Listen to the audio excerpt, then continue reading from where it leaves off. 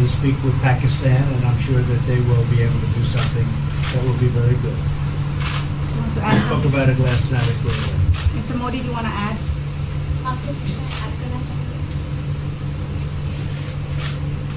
भारत और पाकिस्तान के बीच कई बायलैटरल इश्यूज हैं और पाकिस्तान के प्रधानमंत्री के चुनाव के बाद जब मैंने उनको टेलीफोन किया था तब मैंने उनसे कहा है कि पाकिस्तान को भी गरीबी के खिलाफ लड़ना है, भारत को भी गरीबी के खिलाफ लड़ना है, पाकिस्तान को भी अशिक्षा के खिलाफ लड़ना है, भारत को भी अशिक्षा के खिलाफ लड़ना है, पाकिस्तान को भी बीमारी के खिलाफ लड़ना है, भारत को भी बीमारी के खिलाफ लड़ना है।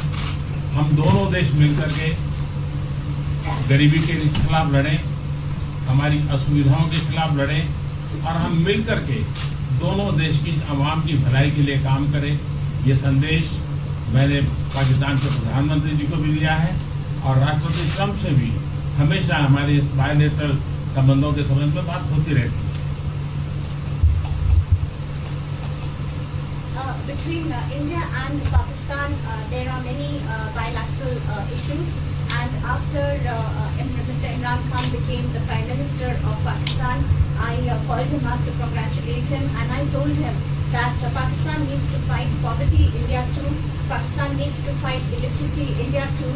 Pakistan needs to fight disease, India too. And so together, let us join our forces to fight poverty and all the ills that are facing our two countries. Let us work together for the welfare of the people of our two countries.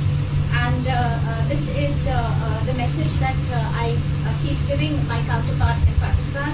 Along with President Trump, we also keep talking about the different bilateral issues between us. Mr. Modi, would you like to have President Trump be involved in negotiating between Pakistan and India?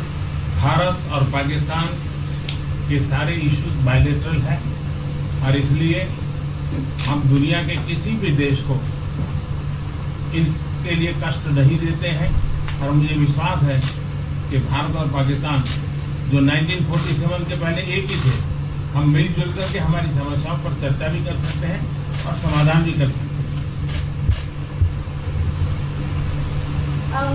India and Pakistan have all the issues are of bilateral nature, and we do not want to give pains to any country in the world to in fact try to do anything in this, because these issues are bilateral.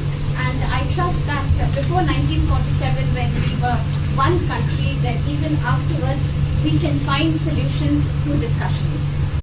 Statements, and we've been communicating through intermediaries back and forth with. That's the Vice Premier of China. Yes, sir, I understand. That's not low level. I understand, I agree. I was just, there was a statement that the spokesman from Foreign Ministry, for instance, said they weren't aware of the calls happening. I don't know about his Or there's been communication at the highest level. Thank you, Mr. At the President. highest level. Can you clarify the calls? No, I don't want to. We don't want to go into. We don't want to go into. Hey, look, in the meantime, our country is doing great. We're doing great. The Prime Minister just congratulated me. Everybody that's met has congratulated us on the job we're doing in the United States with our economy. Our economy is phenomenal, best it's ever been. And that's despite the trade deals. And when the trade deals get done, like we did with Japan yesterday, we did a really big, tremendous trade deal with Japan.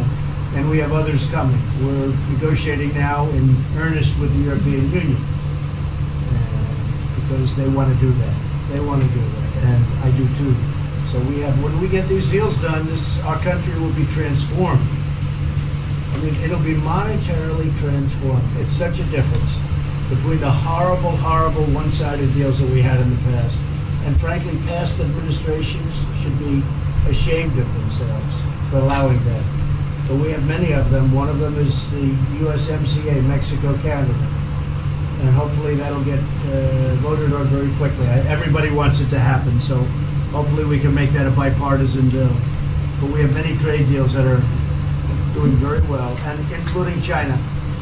And I think it was necessary to go through this, you would say a rough patch, but I'd say maybe much more than a rough patch. But that's okay, because we've been paid billions and billions of dollars. And you know that prices haven't gone up, and there's been no inflation. And we've put a lot of money in the treasury, and tens of billions of dollars. And I've given a lot of it to the farmers that were hurt. I've been able to give a lot of money, compliments of China, to the farmers that were hurt, because we gave them 16 billion and we gave them 12 billion the year before. That made them whole.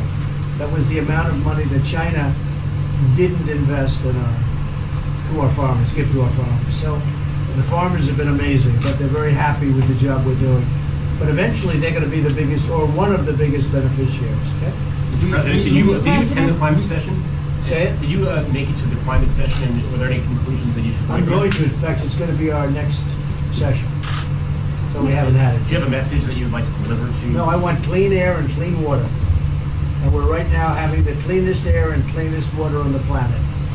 But that's what I want. I want absolutely clean air and clean water.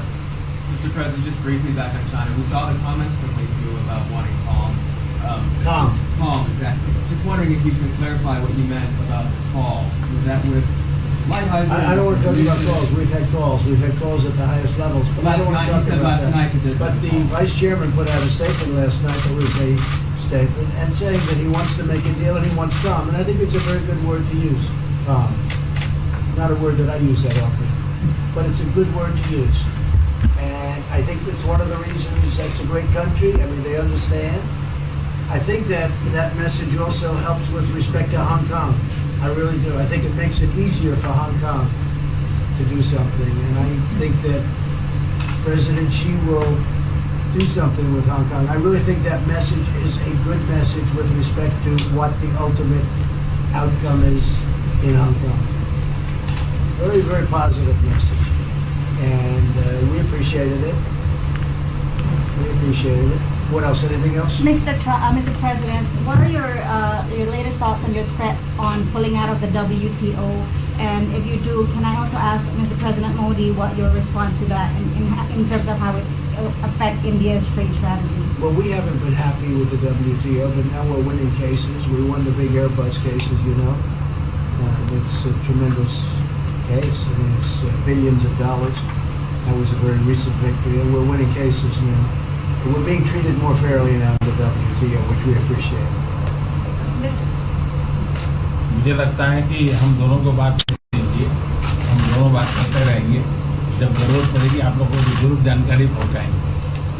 He actually speaks very good English. We just don't want to talk about it. I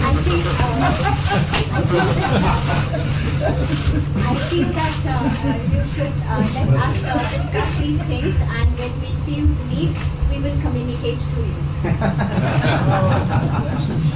Mr. President, Russia has just recently said they have no intention of asking to be readmitted to the G7.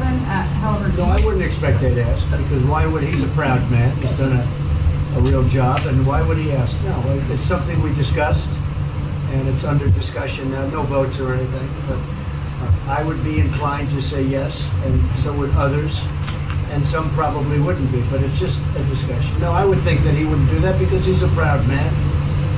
He wouldn't ask, but if something would happen, he would be asked, and I'm sure he would say yes to that. do you have any indication from them that they would accept? No, I think it was a very good discussion. It was the initial discussion, but it was a very good discussion. But I think it would be appropriate. I think it would be good for Russia. I think it would be good for everybody. I think it would be a positive. But it's just a discussion that we had. It was a very interesting discussion and very, pretty even. I think ultimately people like the idea. Mr. President, what would be your message to the American people in terms of what is your biggest achievement at this G7? Well, we've had a lot of achievements. We have an achievement with Prime Minister Modi because we're doing great trade. We're doing a lot of trade with India. That's an achievement. I think, obviously, the Japan deal is a tremendous achievement because it's one of the biggest trade deals and it affects directly our farmers. Even the fact that he's taking all of the excess corn that China didn't take. Of millions of dollars worth of corn, and he's buying that. Japan is buying all of that corn at a fair price, and that was great. So that was very important.